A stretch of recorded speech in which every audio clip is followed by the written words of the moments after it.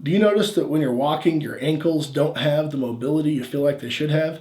Maybe you've got tightness along the back of your calves, or you might even have some pain like shin splints, or you might notice that you have trouble landing with your ankle in a stable fashion. Maybe you tend to land on the inside or the outside edge of your ankle and you feel like you're going to roll it sometimes. Well, all of these things are postural problems, and they're corrected with postural therapy. Today we're looking at an exercise called Hooklying Rocking Chair, and it's all about reestablishing proper ankle function with respect to the gait or walking process. So let's get into those instructions. So Hooklying Rocking Chair is what we're about to cover. And in most cases, all you're going to need is a block. Under certain cases, if you've got a severe posterior pelvic tilt, or a really severe anterior pelvic tilt, you might want to use a modification involving this type of cervical roll here. Stick around to the end if you're interested in that. So let's go over the basic exercise first. We're going to start in the hook lying position. That's here on your back with your knees bent around 90 degrees, your palms facing towards the ceiling, and your arms out at 45 degrees. Then we're just going to take a yoga block like this one, or you can use a couch cushion, a pillow, whatever you have around the house that'll keep your knees roughly hip width apart. And we're just going to place that between the knees. Now, we aren't squeezing this thing to death. We are just squeezing with probably 10 to 25% of your maximum strength, because the purpose is not to really strengthen the hips adductors so much as it is to keep the knees and the hips from wobbling under the motion that we're going to be doing with the ankles. And from here, the motion is quite simple. We want to make sure that our feet are in line with our hips and our knees, meaning that they're the same width apart, about hip width, and we want to make sure they're pointing straight ahead.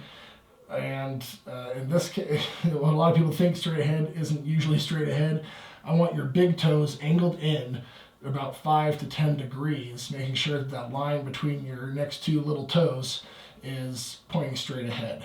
If you have trouble with this, ask someone around the house to help you, or you can take a video of yourself and check how your feet are actually pointing. Now, from here, the exercise is pretty simple. We're just going to be rocking up onto the toes, rocking back onto the heels. And what we really want to be paying attention to is first the tempo that we're doing this at. You don't want to be going really fast like this.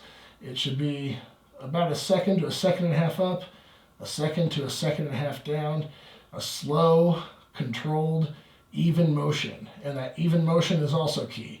And that's also what the block is going to help with. I don't want my balls of my feet hitting at different times. I want them hitting at the exact same time. And same thing with the heels. I want to make sure that that controlled motion allows both heels to strike the ground at the exact same time.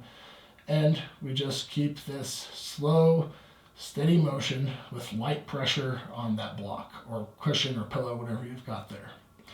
Now I'm going to get to that cervical roll modification. So I mentioned earlier that if you have severe pelvic tilts, you might find, or even pelvic rotation, hip rotation, you might find something like the cervical roll, or you can use a rolled up towel to be useful. You just want it to be about 3 or so inches in diameter. Now, I'm just going to do the same exercise, but I'm going to place the cervical roll underneath the spine, the lumbar spine there, to help ensure that I maintain I can retrain the proper S-curve of the spine. If you also have problems with your head not being able to go on the ground, you can get a second one of these. It's not in my room right now, but you can put that beneath the cervical spine if you're having troubles getting your head onto the ground. So it would be the same thing, just with that help of the towel to re-educate the spinal curve.